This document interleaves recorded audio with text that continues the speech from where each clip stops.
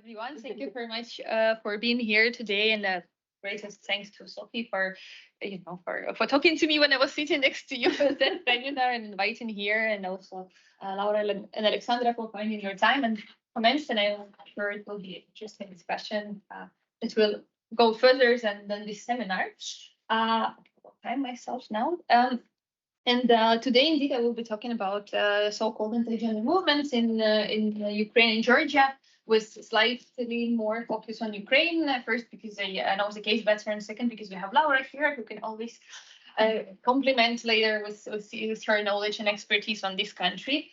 But also, I wanted to say that maybe I will not be talking as much about anti-gender movements themselves, because I think it's already discussed a lot, but rather in what complex situation anti-gender actors are now in these two countries, and especially in Ukraine.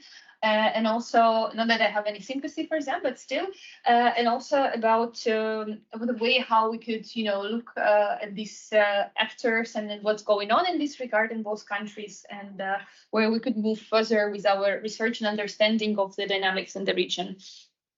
And I wanted to start with this quotation that I use often, and this is from 2015. And the guy in the picture is Yuri Lutsenko, who is quite well-known, visible politician in Ukraine. And that at that time, he was the leader of the faction in the parliament of the major faction that was the party of Poroshenko, who was Ukrainian president at that time.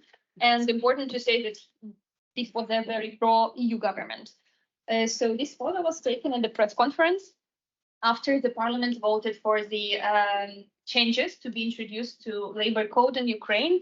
And the change was to add two words, basically, or several words to the closure about anti-discrimination, to say that nobody can be discriminated against at employment, at workplace, due to their sexual orientation and gender identity. And this was done as a requirement of the European Union, because Ukraine was about to sign association agreement with them. And one of the requirements was to make anti-discrimination legislation in line with the EU standards. And the only thing there about LGBT is this, basically this line in the labor code. But for Ukraine, it was a big deal. So Ukrainian parliament had to vote 6 times. It's an anecdotal story in one day, which is actually semi-legal, because normally you don't do this in one day. So once the parliament voted against, then they would, go away. The changes would be done. But at that point, it was very important to vote to pass this amendment, as the association agreement and visa-free regime with the EU was at stake. And so what was happening, from the words of those who were there, the MPs would vote against. They would, then go to other rooms to talk to their leaders of the factions and have the discussion couloirs, vote again against it. And the speaker of the parliament was like, guys, Brussels is waiting for this decision. We have to vote. And in the end, after 6 times, they were basically locked in the parliament room. They voted for passing this anti-discrimination amendment. And then Yuri Lutsenko, when he went out, he said this famous phrase that it's better to have a gay parade in Ukraine than tents on Krещатик. And Krещатик is the main street in Kiev, which by which he meant what he meant. And it was already then in 2015 that Russia annexed Crimea, and the hybrid war was in Donbas area. That in principle, the understanding for many members of the government, not for all, was that to get the support of the EU, among other, one need to adopt certain laws and to be in line with the so-called European values. Now, of course, the situation in Georgia is slightly or very different, depending on which perspective you choose. But basically, Georgia at the present and then wasn't in the active military conflict or war with Russia, but still they have quite a part of their territory occupied or taken from them. And also Georgia, as well as Ukraine, declared their pro-European, pro-EU aspirations quite early, and the EU flags are there in Tbilisi on many buildings. And I remember how Tanya Borzel and Thomas Riese said in 2014 when they went to Tbilisi that they have never seen that many European EU flags anywhere in Europe as they saw in Tbilisi. So in last almost decade, what we observe in changes with formal situation or legal situation with LGBTQ rights in both countries, we could say that both countries achieved quite a lot. And of course, first, this is this anti-discrimination legislation, which was adopted as one of the conditions to sign association agreement. And probably worth reminding or telling that the association agreement with the EU, also Moldova, I'm not talking about it today, but it has a very similar situation in certain regards, was the one of the alternatives that all three countries were offered, so to say. One was customs union with Russia, and another was association agreement with the EU, and these two economic agreements would be mutually exclusive, so any country couldn't sign both. And of course, siding with the EU made Russia quite unhappy for all three countries. So anti-discrimination legislation, which includes the anti-discrimination laws that all countries adopted, and also the introduction to the labor code mentioning that people shouldn't be discriminated based on solely at workplace. Also ratification of Istanbul Convention. So this is a thing that, of course, actually is not required directly by the EU, because we know that in the EU, not all member states have ratified Istanbul Convention themselves. For example, Poland, Bulgaria, Slovakia, Romania, if I'm not mistaken, they all see this document as as a document that allegedly normalizes homosexuality, promotes transgenderism in schools, and needless to say that this document has nothing to do with this. It's a document to deal with domestic and gender-based violence. However, this fake discourse was created, artificial discourse was created around it.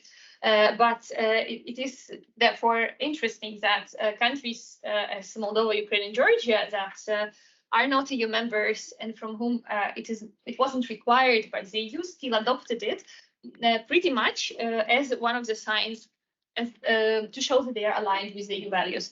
It was less with Georgia, because in Georgia, indeed, the situation with domestic violence is a very core issue, and there was a very big feminist pressure to adopt the law.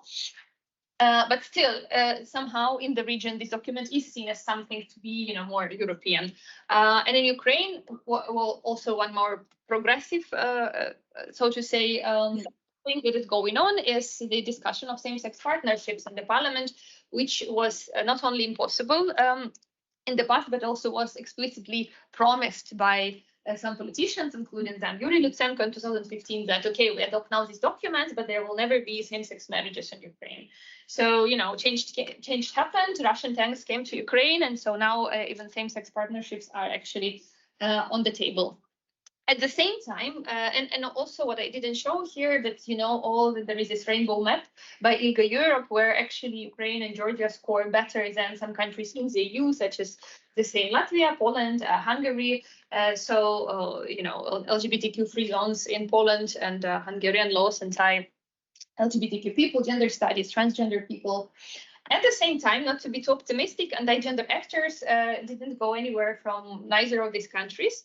So I just took two pictures, but there are many more. If you put, protests against LGBTQ marches or women's rights marches. So one is from Ukraine on the upper picture, which says homo dictatorship is the way to fascism. And it is also like a popular usage of, of this discourse to say that homosexualism is fascism, and it is used by some the public figures, and then you see the nationalist protest also against Tbilisi Pride in Georgia, with people wearing national clothes, and some priests against protesting against something that goes against traditional values of the country. Now, leaving for a second this issue with anti-gender actors and this progress, so to say, on one hand, and the opposition on the other hand in these two countries, I wanted to say the phrase that I believe that nobody has contributed to the idea within the region that EU is the paradise for LGBTQ people and that European values equal LGBTQ rights, as Vladimir Putin and what he's been doing since 2012, 2013. because basically it was thanks to Vladimir Putin that and Kremlin's politics that in Ukraine large campaigns were taking place already in 2013 or 12, sorry, saying that joining the European Union means coercive homosexualization of Ukraine. There was a lot of memes promoted by pro-Russian groups. They coined this term "Gay Europa," "Gay plus Europe." And so basically the whole idea of new Russia, new Russian empire, so to say, was constructed as something that, Russia is not the EU, which is all LGBTQ, rainbow flags, gay parades, transgender people with boas, drag queens, reading fairy tales to kids, and so on. So this all was, ongoing and culminated, of course, with the justification. Basically, one of the justifications of the full-scale invasion was that there is a need to protect Russia and to protect region from these foreign values that are basically trying to target Christianity, traditional Russian family, traditional like Russian people, and so on. And I wanted to show you this video. I hope I can. I will go back to all other slides, but I wanted to show you also the production of. Can we show it like here? No. Maybe this.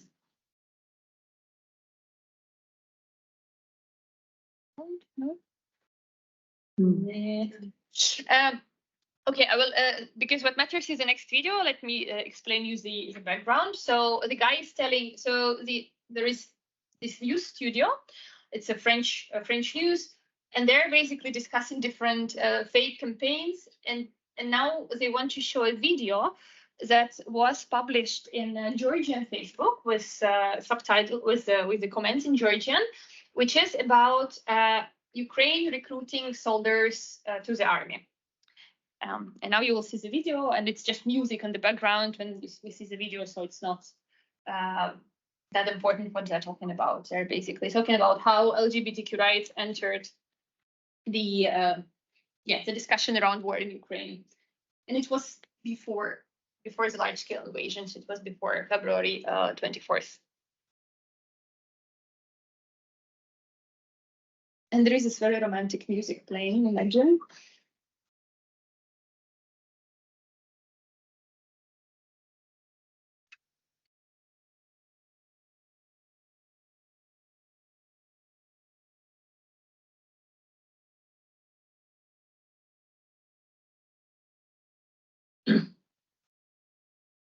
And so actually, the video, in fact, is British, and it was, I don't remember from which year, they say it when they're talking. So this was used by British military forces.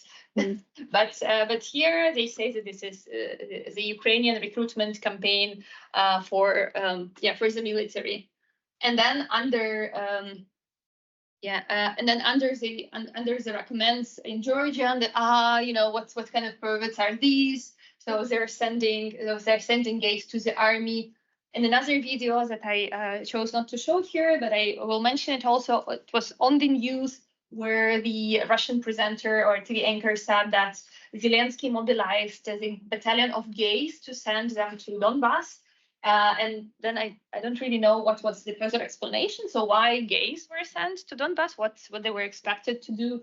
But this is just to show two very, ridiculous on the one hand, but also, very consistent illustrations of how this idea of homosexuality was there, even in the context of fighting, and people were in military. And of course, they had for this another very good material to use, because in Ukraine since 2015, the group of LGBTQ military became very visible and active. And of course, and they started publishing videos of people wearing uniform giving interviews, and there are texts about these, which Russian media immediately picked up and used to mock and to talk about effeminate masculinity and all these perverse things and so on. Now I will go back to the idea of anti-gender movements and actors, which is something that is now a global thing, right? So we saw in last, I would say 6-7 years, emerging and like booming field of anti-gender movements literature, starting with the publication by Esther Kovac, who was talking about the gender as symbolic glue, and then of course book by edited volume by Kuchar and Paternot.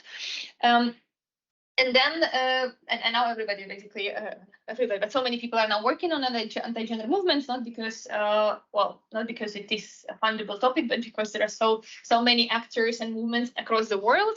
And it is probably very important to say that this is not by no means the phenomenon of countries like, I don't know, Ukraine, Georgia, or African countries, but it's also something that's happening in the UK, in the US, in Sweden, in Finland. And well, we know that now I think more than 12 states in the US already banned comprehensive sexuality education at schools. There is abortion ban. So the issues that anti-gender movements are fighting against is not only LGBTQ rights, but also something that they define as gender ideology, which is, very a very vague term, which can be then understood as the way you want to understand it.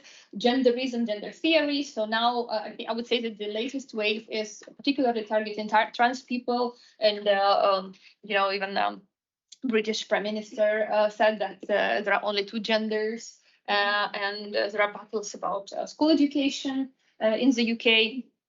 So now the gender actors, they can be very different, and I will be talking today about those that we have in Ukraine and Georgia. But in principle, they all can have very different political values, and they cannot they don't have necessarily to agree on certain things. So they can have different positions on, I don't know, for example, on political courses or foreign policy courses country is choosing, but they are united by the idea that they safeguard what they define as traditional family values, and that they have to fight homosexuality. And then here, yes. So if we talk about these actors in Ukraine and Georgia, apart from some, of course, MPs who are, I would argue, using this topic very instrumentally, and they are basically very selectively, and they choose when they are anti-gender, when they are not. As was showed in Ukraine, where in last year, before last in 2022, in Ukrainian parliament, there was the biggest fraction in interparliamentary fraction ever created, with 300 plus members out of 450. So there were people who joined the faction for a traditional family. It was something like family values and dignity.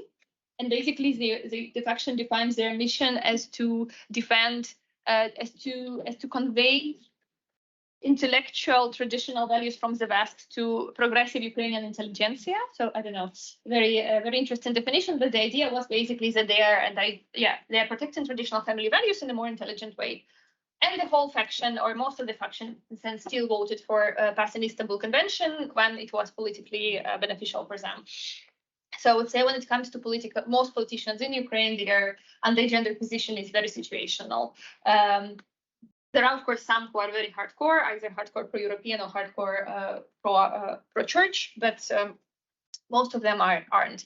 Then, of course, so then we have the pro-Russian groups and actors, which are not that visible now in Ukraine anymore, more visible in Georgia and more known in Ukraine, of course, during the last years when there was still hybrid war going, many parties and groups were just banned that were declaring openly pro-Russian positions, such as also TV channels were shut down.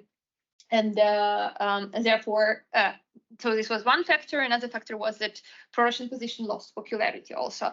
But of course, there are still such groups which just don't define themselves as such. Then Christian Orthodox churches, and this would probably be one of the most important one when it comes to real changes. This my opinion in this.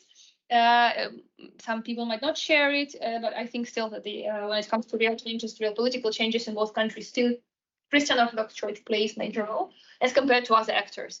And then we have religious groups and organizations, and important to say that many of them are backed up by Westerners and especially by the US. So we have groups of evangelicals and I was just telling Laura today that, for example, in Ukraine, since 2003, we have a group which used to be called Love Against Homosexuality. Now it's called All Together. And this group already in 2003, which is fully funded by from the US, they already were making small pickets and demonstrations against homosexuality, even though in Ukraine there was not even such discussion. So but they were already making some posters. But once there was a law on banning propaganda of homosexuality to non-traditional values to minors in Russia, this group immediately came up with their own draft law to ban propaganda of homosexuality in Ukraine, which was actually stricter than Russian, and they tried to push it through the parliament. And they are still there. They are not as active as they used to be, making some educational videos telling how homo propaganda is penetrating Ukraine and so on. And then, of course, we have right-wing and nationalist groups. And about this, I wanted to say also, like, I wanted to spend a couple of minutes on them, and especially on Ukrainian case, because I would argue that at least in my experience, whenever I was talking about Europeanization of Ukraine and the case of Ukraine in the West, I would always get the question about right-wing groups and about Ukrainian nationalism and about Ukrainian right-wing nationalism. And I always say it, and I will say it again, that well, this Ukrainian nationalism, right-wing nationalism, has been from the very beginning in the core of Russian propaganda. To create the image of Ukrainian nationalists. Well, if you remember, the first reason to invade Ukraine was to denazify it and to deal with junta in Kiev, fascist junta in Kiev. This is, and one thing is, of course, that indeed Ukraine has, as every country, right-wing nationalist groups. But if you look at the numbers of those groups, and also if you look at their composition and their position in the society, you will see that these groups have never been in the parliament, and I think it's already a very big defining step in factor to see how important these groups are for countries' foreign policy, countries' education policy, or whatever situation in the country, as compared to many other countries in the EU who have right wings. In the parliament, not to go far, AfD in Germany and also other countries. The Fratelli right in Italy. In Ukraine, never in 30 years of independence, radical right-wing party or right-wing parties were never in the parliament, which means they never had more than 5% of the population. This is the threshold that you have to pass to get into the parliament. Another thing is that, of course, we have these groups of hooligans who are, they're always changing. So there is always dynamic. So every year or two, you have different names of these groups. So this is also to tell you that there is no really sustainability of this in this movement. And they are having names like Tradition and the Order, National Corps, right-wing. Right. Then for 2 years, there was a women's group, which was called Sisterhood of Saint Olga. But they're all there appearing, they get some funding somewhere, and we do have serious reasons to think that some of them at least are funded by Russia and pro-Russian groups, oligarchs.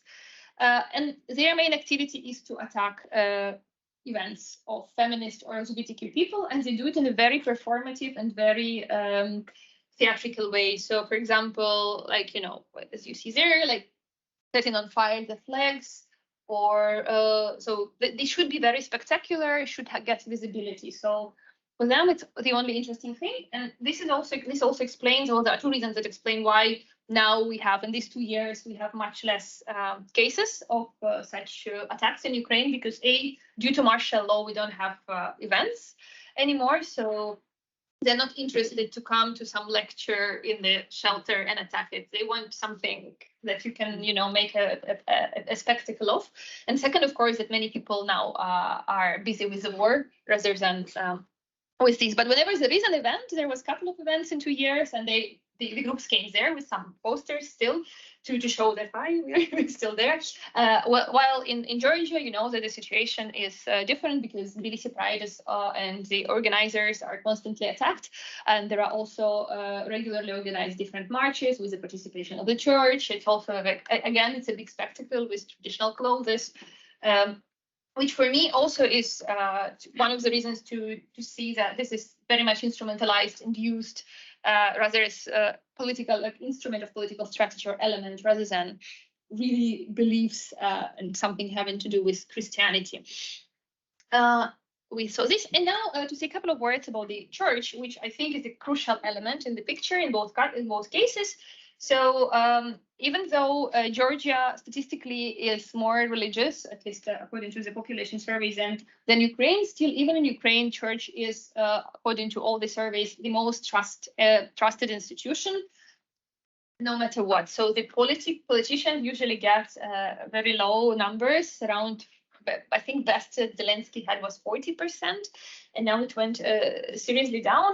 So if you look at the numbers for churches in Georgia, Georgian Patriarch Ilya II had like 90+% trust of the population, and Ukraine church got something like 83%, which I think is extremely high. And the only people who can compare the church in Ukraine are now military forces and the volunteers, but not volunteers who are working for civil society organizations, but people who volunteer on the ground, so who are not related to any NGOs. NGOs are not trusted either, so they are considered agents of the West, grant eaters, and so on. So church, in both cases, plays an enormous role. In Georgia, they did some amazing things. For example, like using the same date as the date of the Day Against Homophobia and Transphobia in May to announce it's I think it's Family Day in Georgia now. And not only this, but also to on top of it, they said that the patriarch will be baptizing kids, and then they said that it improves demographic situation in the country. He blessed families, blessed the weddings on the Family Unity Day. So first to occupy the space, of course, so that people cannot march with the march for LGBTQ rights, but also to kind of make people turn to them. And at the same time, in both countries, formally, church does not incite violence. They condemn violence, but they may say, for example, things that, as a Georgian church said, that activists are to blame themselves because they provoke people, they discredit. So one of the words that the LGBT activists discredit European values by provoking people to attack the march. So Europe will see us as violent and not as civilized. So the last 2 years, I would say, are, especially for Ukraine, the culmination of change in landscape, because as Russia attacked fully, it's much less, the society has much less doubts about with whom to side, because, well, Ukraine cannot stand on its own. And it led to significant increase of the positive attitude toward LGBTQ people in the society. One of the reasons is, of course, conscious choice of European values. So European values in the consciousness of Ukrainians are now so connected to being LGBTQ friendly that even people who are hesitant are now saying that A, this means choosing European values. B, it means to be not like Russians, whereas the situation for LGBTQ people again worsened tremendously in last 2 years. Several months ago, the LGBTQ movement was declared by the Supreme Court as extremist, which can lead to several years of imprisonment. So it's an open, basically, hunt against activists and organizations. And also the other factor is, of course, growing presence of LGBTQ military. So it's been there since 2015, but again, in the last 2 years, what they started doing is we have the wave of people coming out. And for this, there is a very simple explanation. People who are at the front line, and we lose many people every day. So for them, it's really not the matter of hiding their sexuality anymore. They want to say that they are there. But it's also practicality, because if they have a partner, for example, who is not in the military, then if it were a legal spouse, then these people would have the right for the pension, for a veteran pension, the right to decide what to do with the body or with the person in reanimation, and so on. And this is something of what, of course, LGBTQ couples are deprived. So this is for them a new push for advocacy, and also for some politicians to support them. But just a second. But important is to say that on the one hand, we do see this very big change in, and it's actually documented. So I wanted to say that the Sociological Institute did 2 rounds of Ukrainian national surveys in 2022 and 2023. And we got improvement from 34% in 2016 up to 67% now. So people who say we believe that LGBTQ people have to have the same rights as other Ukrainians. And this is, of course, a very big advancement. And also the fact that the government is actually passing through the committees the bill on same-sex unions, not marriages yet, partnerships. It is already a big sign. But at the same time, as I'm putting it here, it is clearly very directly connected to EU conditionality. And it is connected to EU conditionality for everyone, for activists who use now the momentum with very good understanding of the fact that once the war is over, which hopefully will happen at a certain point, then it is happening in all post-war societies that you have the backlash, and again, the rights of women and the participation of women, of LGBTQ people are often forgotten, overlooked, and ignored. Or we have this famous, not famous, popular saying in Ukrainian, which says "Nena chasi," which is not a good time. So, then we imagine that when there will be post-war reconstruction and recovery, they will be saying, oh, now LGBTQ rights are not a good time. Let's first rebuild the country and then we discuss this. So this is a very good concern, like a legitimate concern. And of course, also how sustainable all these legal changes are, because we see what's going on in, again, going back to, not to want to point finger on Poland and Hungary again, but these are the countries where the situation worsened for certain groups, right? And it shows how, and also the US, how fragile this so-called progress is or can be. Then on the positive note, what we see now, and what I wanted to say about life becoming a little bit more difficult for anti-gender movements, is that we see interesting situation with the churches, who are now, but basically neither Georgia nor Ukrainian. So in Ukraine, we have trickier situation with the churches, because we used to have Ukrainian Orthodox Church, which mostly was part of Moscow Patriarchate, and we had Ukrainian Autonomous Church. Now, Ukrainian Church, and actually there were 2 Ukrainian autonomous churches. Now, one of those increased and took over many churches and cathedrals. Still, many belong to the Russian Moscow Patriarchate, and there is a big debate. So government wants to take from them the property and everything. So you can imagine, because it's always a lot of property, money, and power. But basically, both churches are now pro-European because, because the population is still largely pro-European, and they have to express certain pro-European views to show that they are, with the people. Yet they cannot, especially I guess in Georgia, but in Ukraine neither. They cannot support LGBTQ rights just yet. For example, we also have Ukrainian Catholic Church. Greek Catholic Church is very small, but still, it's very small for Ukraine, but probably not that small for some smaller countries. When Pope said that several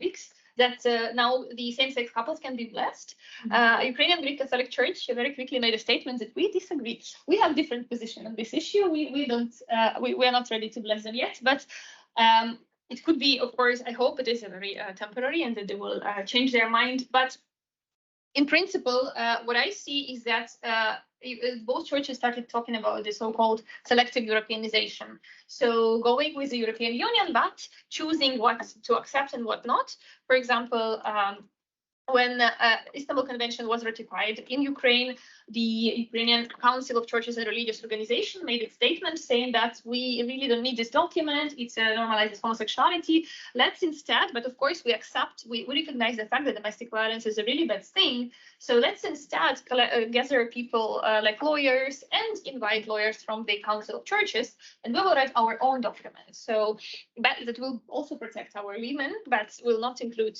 those wrong values. And here there is a picture from The Georgian church representatives visited Brussels. They went also a couple of times. And also it is important to say that when the European EU representatives go to Tbilisi, they often meet representatives of the church, which again, that probably not only shows how both for the church and for people, how the church is recognized as an influential institution, which for me gives rooms for question how strongly you really is pushing for LGBTQ rights and certain things if they kind of also try to sit on two chairs and be nice with everyone. I don't think that, well, maybe when Ursula von der Leyen, if she talked to Jordan Christian, he will say, you should accept LGBTQ people, but I don't believe so. And now to slowly wrap up, basically to say something maybe, well, not new, but what is relatively new or important for me as a takeaway from here. I wanted to say that, of course, many organizations and also scholars do pay attention now to these changes, especially in Ukraine. But I think before it was in Georgia, because Georgia was faster in adopting certain laws. And I remember that in the ILGA map, Georgia was at a certain point quickly scoring higher and higher as compared to Ukraine.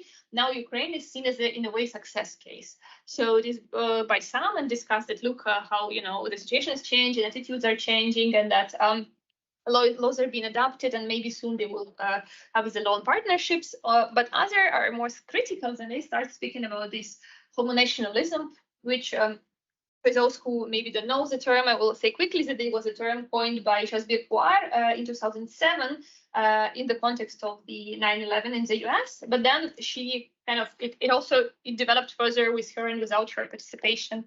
And now it's used more broadly as, as a way to define a country as more or less progressive, depending on the fact whether the country is LGBTQ friendly or not. And I see that some politicians, some scholars, including just Virpoir, started blaming, accusing Ukraine of homonationalism.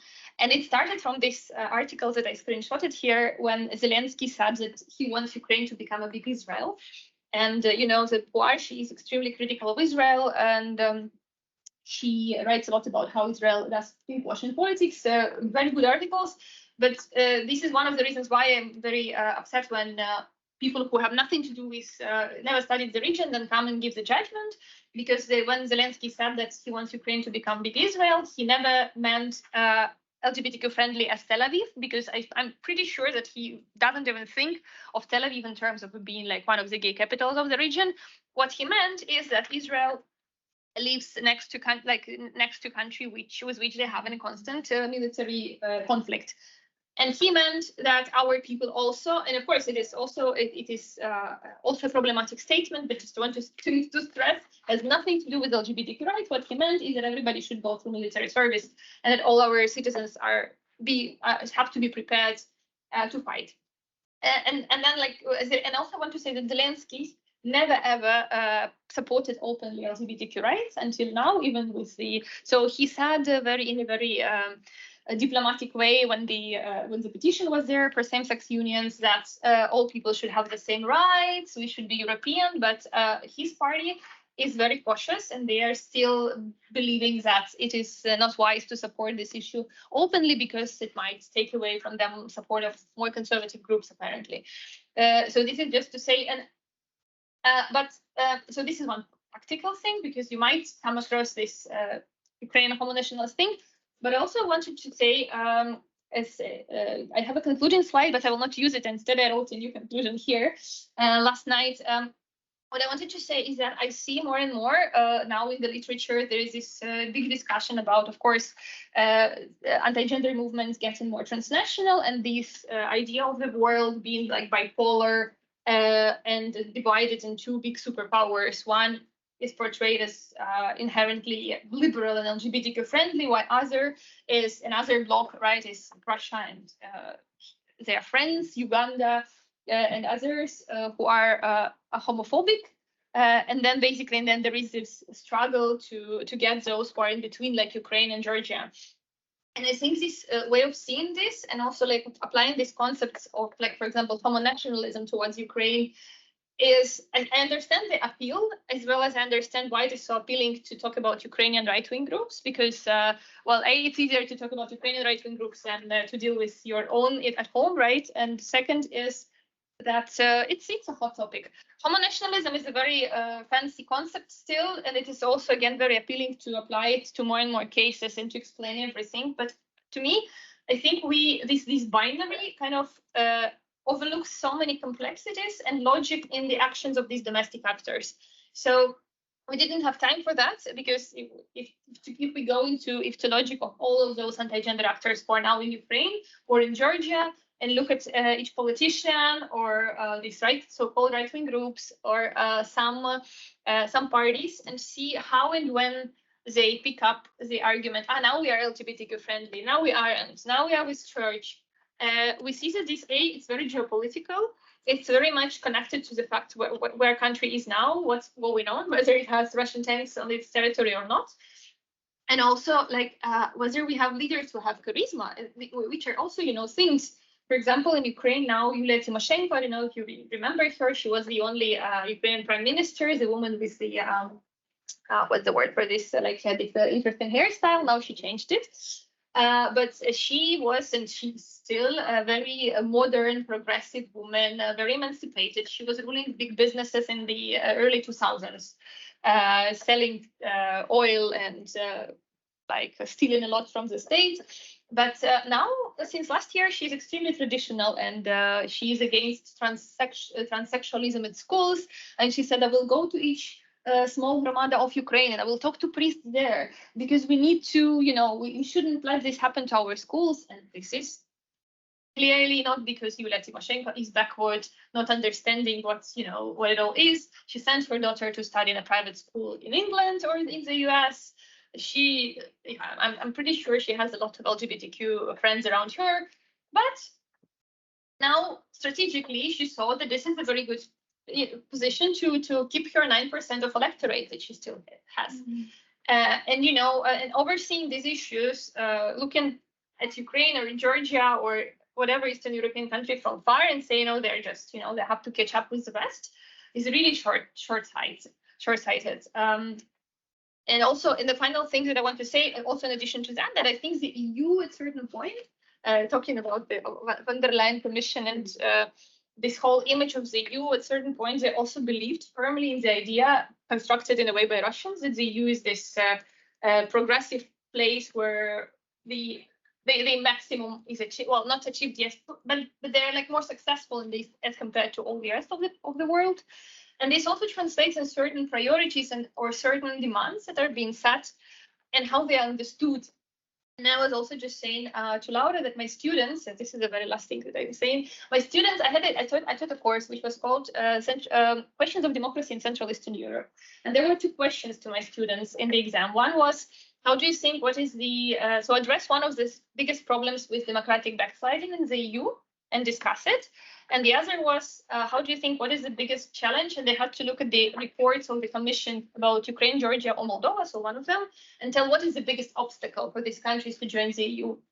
And I would say the vast majority, up to 70% of my students, said that the biggest issue of democratic backsliding in the EU is LGBTQ rights. And the biggest challenge for these three countries to join the EU is also LGBTQ rights. So as if, this is something that is really central to the report, which is not. There is on 100 something pages, there are a couple of lines, among others, saying that Ukraine has to improve situation or Georgia with the minority rights, with Roma rights, address the issue of violence and illicit rights.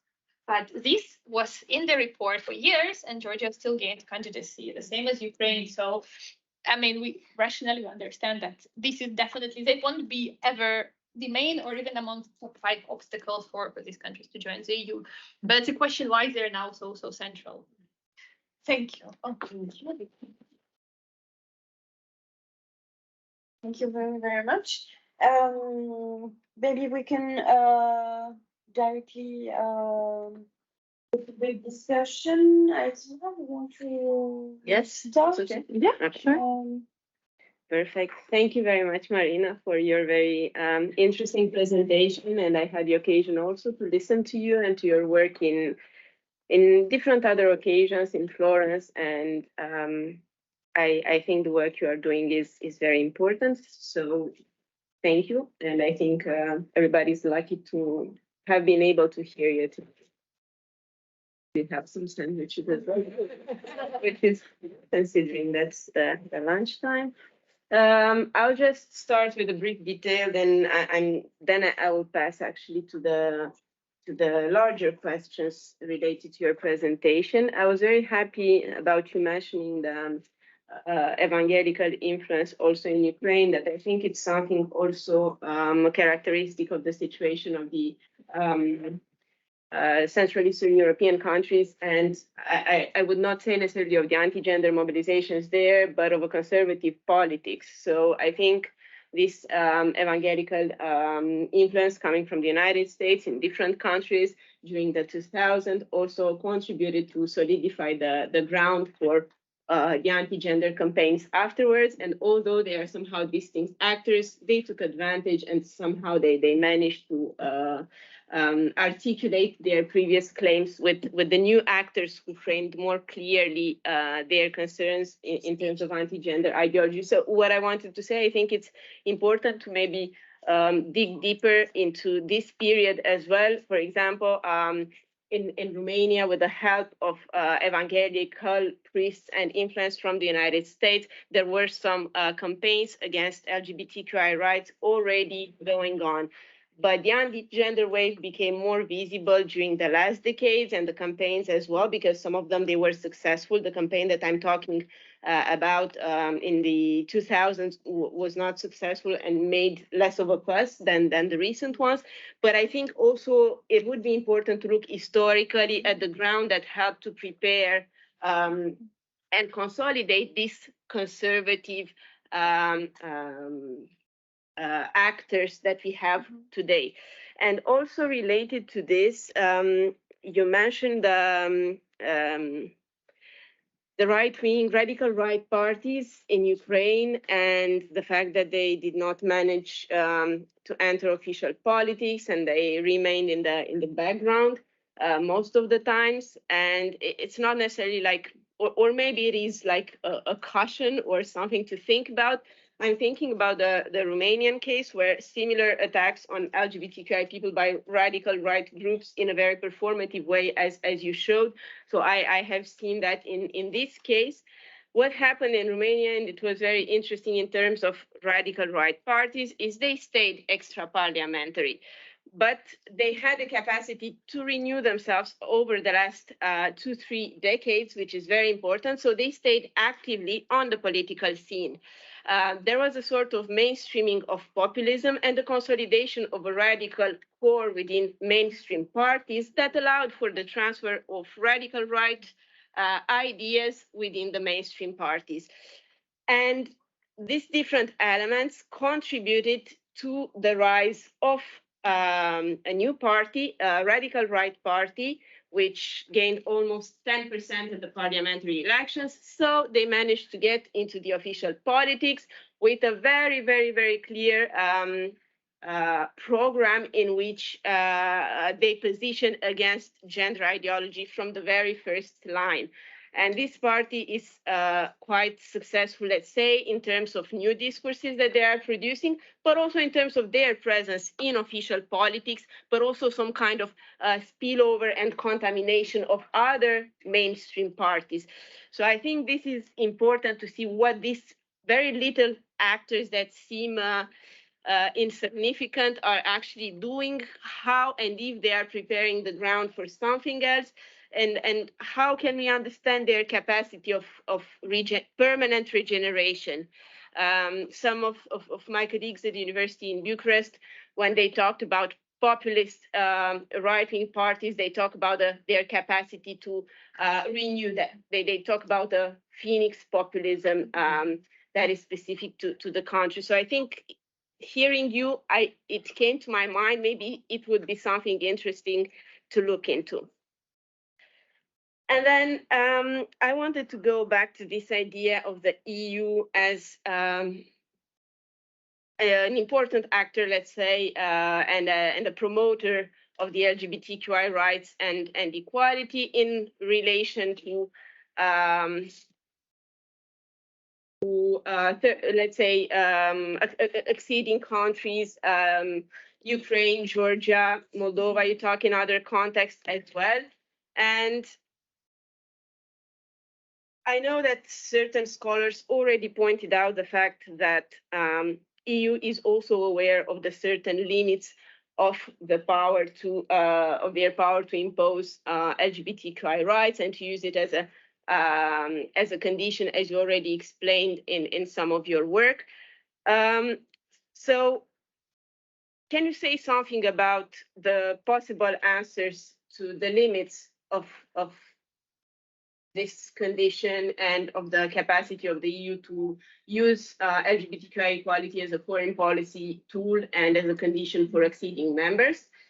And how can we go also out of the us and them dynamic that is somehow promoted and continuously reinforced between the EU as a promoter of the LGBTQI equality and let's say Russia, for example, as opposing and promoting traditional values.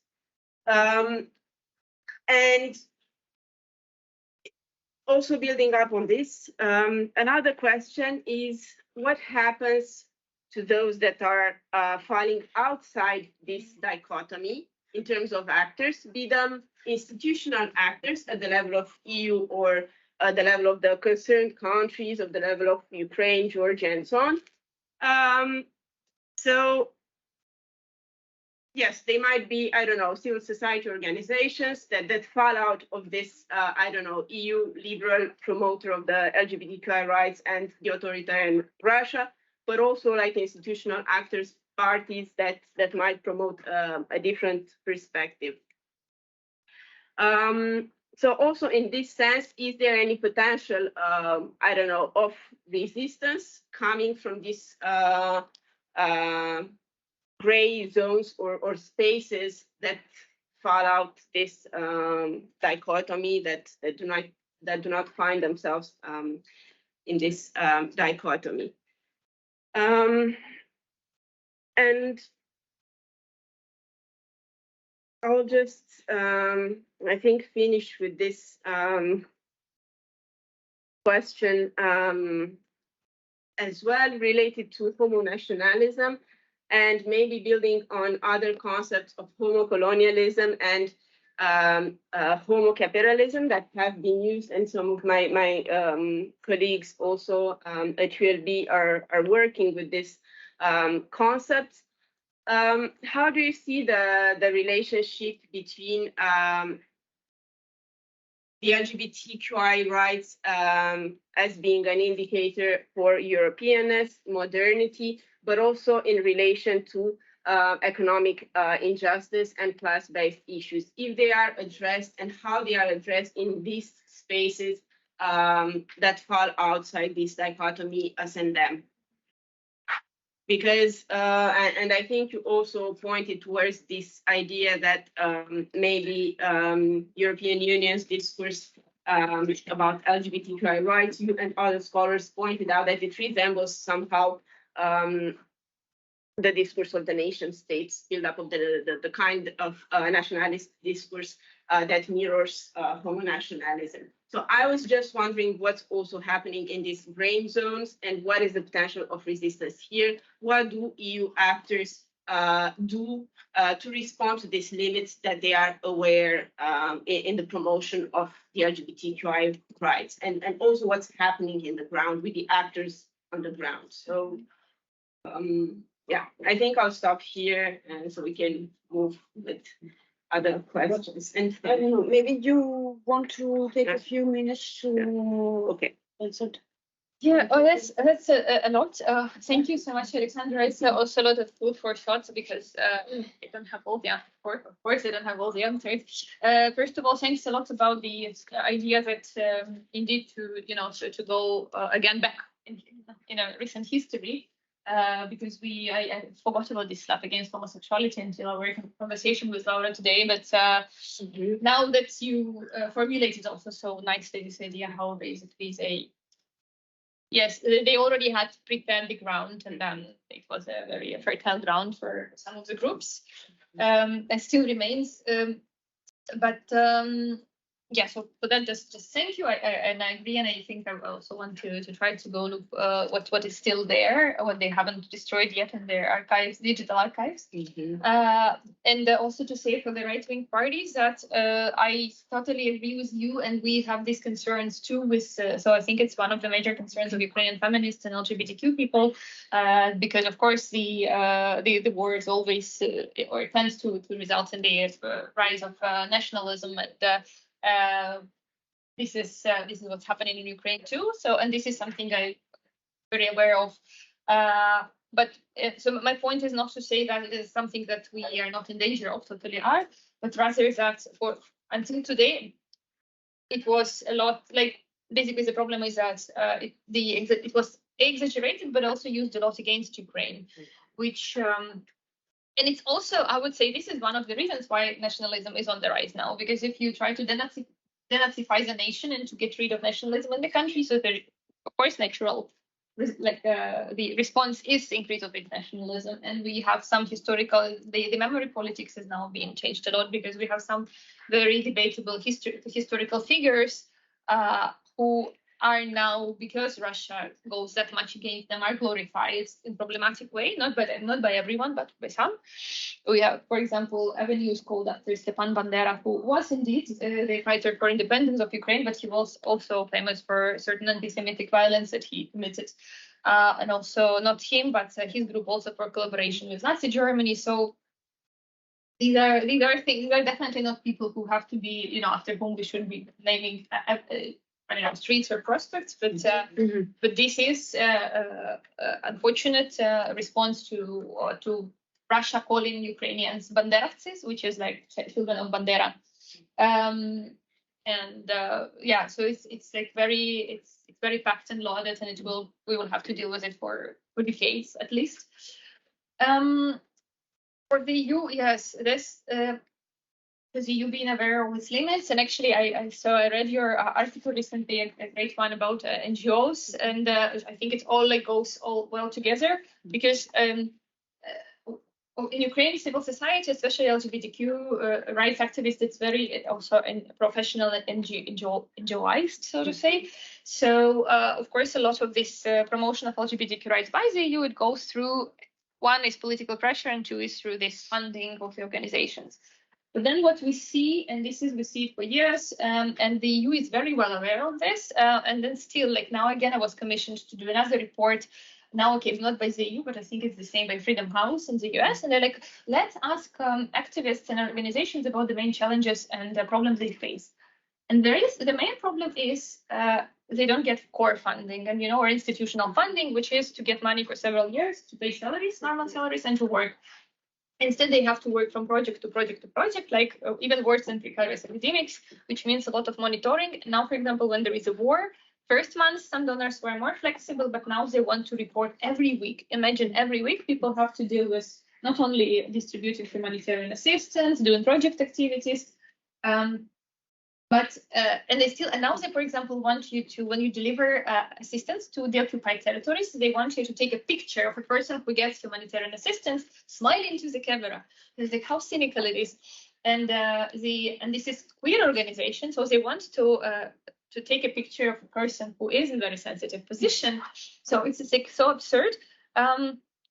But this is also to say that on the one hand, they are aware of limits, but they don't do, all those actors who come to Ukraine, they are, or they think that they are not in the capacity to change it. Because I think that, speaking of where there is potential for change, is of course, it's not something that can be changed only top down. So we have legislation already, but we need to have education and change of attitudes, and work with police, with healthcare practitioners a lot, with educators.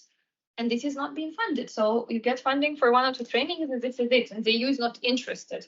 And for me, I refuse to believe that they don't know how the social change is being done. And it's always long-term projects, and always repeating, working with, and this is for what evangelicals, for example, have money. So they do trainings with teachers year from year, the same training about traditional family values, printing their books.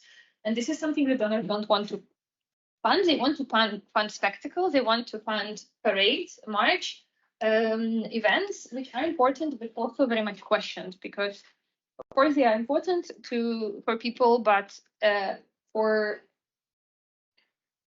it's not all LGBT community for one set, and second, it also puts people into danger in some countries. It also leads to outing often. So all these things, and how much money is being put there so that people from embassies march on the march. So to me, this is something, but I think this is a part of this bigger developmental aid, humanitarian assistance picture, where it's a bit, it's all about also money and the reporting and the power structures. And also the problem is that now, of course, in Ukraine at least, I believe in Georgia too, most of the organizations are fully dependent on the foreign funding. So they can't really bite the hand that feeds them, so to say. But their capacity is limited to maneuver.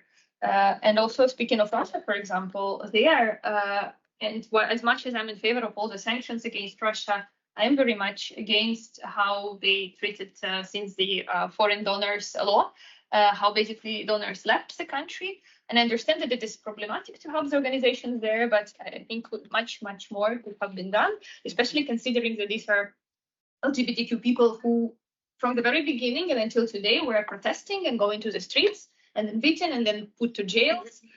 And and now many of them are still there, and very few could run and ask for asylum in the West, and it is super complicated procedure unless you are from Chechnya. Then like to prove that So to me, this is very this is part of some very cynical power structure that I'm sure I know many people who are fighting it in places, right? Like probably many of those who came today, but Thank you very much. Okay, thanks a lot, Maryna, for your presentation. My work has a lot of overlaps with yours, of course. So I think it's very important to continue raising awareness and doing research on the specific regional context of Eastern Europe and the South Caucasus, because I think it's very productive to study how there are competing gender orders in the region that overlap with competing geopolitical projects, projects of regional integration, the EU's Eastern Partnership and Russia's Eurasian Economic Union, or whatever new imperial projects we want to call. And of course, it is very important also to point to the nature and the functioning of these anti-gender groups, especially because we see how strong the power imbalances are there between these groups and the way in which they are funded, the kind of visibility they have, and the local LGBTIQ and feminist groups operating in these countries, which, as you also just mentioned rightly, are often very much dependent on external support. So I very much liked, your the way you highlighted that these anti-gender movements can have very different political values. The fact that they can be divided also on the foreign policy issues that a country should have, foreign policy course, because for many years, I think at least for 10 years, we've been seeing this conversation going on over this region of the Eastern Partnership, whereby LGBT rights were framed as this battleground for so-called pro-EU and pro-Russian constituencies. But of course, it is important to highlight it that these labels are very simplistic and often they obscure more than they explain. And I think one way in which you could bring your analysis further would really be to look maybe at the political economy of these anti-gender groups in Ukraine and Georgia to see how their interests are structured and also how they shift based on political opportunities, the geopolitical context. And I think this was also allowed you to demystify these labels a bit. On the other hand, I also, of course, I agree with you that Russia's war against Ukraine was this major turning point because it became this war that is fought around traditional values. But it is important, as you did, to highlight also the outcomes for LGBT communities and the way that these outcomes are also ambiguous. So you have showed us how in Ukraine there has been now this coalition, or there is this coalition going on between some LGBTQI groups and former nationalist or right-wing groups that are now all together fighting for survival and emancipation of the nation from Russia, and the way in which this can create some sort of increase of visibility and more social acceptance of LGBT people. But if I take the Georgian case, then I see very different outcomes there, because the government, rather than didn't go fully, let's say, in support to the sanction for Russia, for example, or it tried to take a more balanced position vis-a-vis Russia, and it's drifting more towards authoritarian politics. And there we see how the progress for LGBT rights that had been there, even though also, not in a linear way over the past 10 years, is being reversed, and there is no commitment even on a very declaratory level anymore. So it would be interesting to dig more deeper, and I hope we can do this together in our paper that we are writing, into explaining these divergent outcomes of how the geopolitical context actually has ambiguous and contradictory outcomes for LGBT communities, and the way in which linking LGBT politics and advancements in the area of LGBT rights with geopolitics is dangerous, because it's something that is not stable. And as you also rightly pointed, we do not know what these developments would bring in Ukraine, for instance, after the external enemy threat disappears. And so we also have to constantly be skeptical of this inclusion of LGBT rights in this also nationalist struggles, being aware of the people who are included and excluded from this project. Something I wanted to challenge you a bit on is coming from myself as, from the EU studies or international relations perspective, and having worked on the EU's human rights promotion in the region, is, you told us that the Russian invasion of Ukraine and Putin's political homophobia and actions very much strengthened the association of LGBTQ friendliness with European values, Europeanness, etc. And this has been picked up by local actors in Ukraine. But and you said, okay, of course, this is the rhetoric, but there are limits to what the EU can demand, the changes that it can push for. But I'm wondering, if we shouldn't problematize this more, not just on the level of what the EU can actually achieve, but also treating these very policies of promoting LGBT rights and linking LGBT rights with Europeanness as not a benevolent intervention, or something that is just there to help these marginalized communities in these countries like Ukraine and Georgia. And there is a lot of literature there, of course, which tells us basically that this EU's human rights promotion and LGBT rights promotion is reflective of power hierarchies, international hierarchies that in a way can even have counterproductive outcomes for the marginalized communities that the EU claims to protect, because they may result in agenda setting that is not reflective of local needs. It can even exacerbate social conflicts, violence around LGBTQI issues, and result in more violence for the queers in these localities.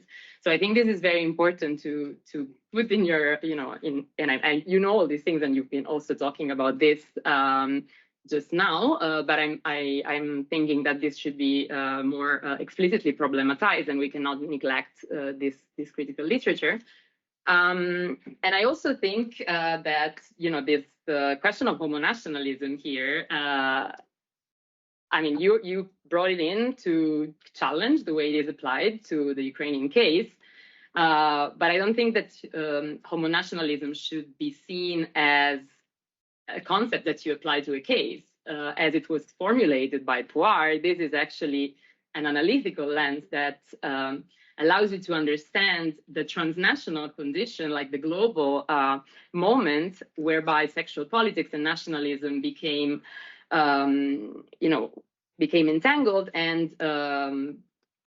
LGBT friendliness became understood as a marker of progress, modernity, civilization of a country in the global structure. So I don't think that Ukrainian politics or even Georgian or whatever politics in this region can be seen in isolation from this homonationalist moment. So I think it's actually good. I mean, on the one hand, you had reservations in applying this lens to your case. And I think that these are fair concerns, like taking into account the specific structures of class politics, race politics, different hierarchies that are at play in this Eastern European context. But again, all these politics cannot be understood outside of this global moment. This is at least my understanding. And I think it would also be helpful there to challenge these binaries, right? And Alexandra asked the question, how can we go beyond this us versus them? This idea that the world is split, that there is this clash of values between liberal EU or the West and Russia countering this LGBT rights promotion with their own traditional values politics. Actually, there is, again, literature that has employed homonationalism to show how the whole gay Europa discourse and political homophobia in Russia is a response or sort of mirrors this homonationalist moment. And they also share homonationalism in the West and like the way the EU, for instance, promotes human rights in the world and the way Russia counters this discourse conflict, but also overlap. So I think this would be a way to sort of overcome this these binaries and also look critically at how, again, coming back to my own criticism of the EU's policies, how these investments for LGBT rights in this region that, if we look at them, of course, comparing them with what Russia is doing, of course, they look better, like the better option. But again, they are also imbricated with a lot of problematic power relations and which have very concrete and negative often outcomes for the local people there. I don't know if I have 1 minute to ask one last question. I was also wondering, because you mentioned the the Union of Equality, which is the new sort of one part of this new branding of the von der Leyen Commission. And I was wondering to what extent or how do you see the relationship between the Union of Equality and this commitment to LGBT rights? How does it fit with another parallel discourse around the EU's identity nowadays, which is that of the Geopolitical Commission? How do these two things fit together? Because, I don't think that LGBT rights can be seen in isolation from other policy fields. And so the Geopolitical Commission, again, is something that critical scholars have mentioned. It's also all about creating these binaries, being a more militarized, more aggressive power or muscular power on the global stage. And my concern or my question was always to understand, how this pairs with this idea of the EU as a liberal norms promoter, and especially how it can go together with the idea of a union of equality. So I was wondering, what's your view on this process? Mm-hmm. Thank you so much. Well, thanks a lot. It's good that we're writing a paper together. But I basically, most of it, I just say that I agree with all your comments. I disagree still with, we had this discussion, I continue disagreeing with the homonationalism. Because I think that, and I need to, we're writing now something with Susan as a colleague, and I still need to think it through better to like argue better against it. But one of my problems with it, apart from the fact that I think it loses as a concept its value as soon as we apply it is simply as a synonym to seeing a country as more or less progressive because of if this country includes or not LGBTQ friendliness in its legislation, because I think it was much more valuable when it was much more lauded with race, with 9/11 thing. And also, I wonder, for example, how then we fit into this idea of homonationalism, for example, the situation with countries in Global South, like in Latin America, where you have a lot of countries with very progressive LGBTQ legislation, which are not seen as progressive at all by the West, right? but I haven't. I need to think this through because for me, in principle, maybe I'm wrong, but for me, whenever a concept starts being applied, like stretched that much, I have problems with it. But maybe this is the school where I'm coming from. Maybe I have to step out and see benefits of it too. But it is not something to. Yeah, we will not use combinationalism in our paper, right? We will discuss it. We will not. 7,000 words will not be enough. But for the other thing is with the union of values, I'm outside of what's the Ukrainian case. So one thing that you are totally right, and I mean you are totally right about the fact that they are conflicting. I think, and this is expansion we can say is problematic in hierarchy and the distribution of economic power and in principle how it is all seen and constructed now, but on the practical terms also just to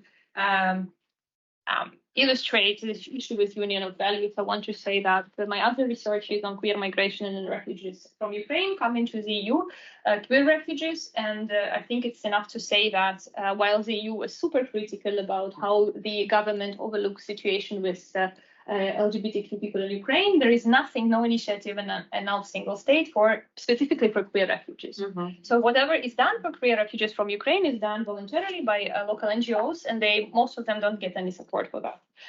And for me, it is telling how much the EU has been thinking about queer people from Ukraine, because I think there's an assumption that once you're here, then it's your problem.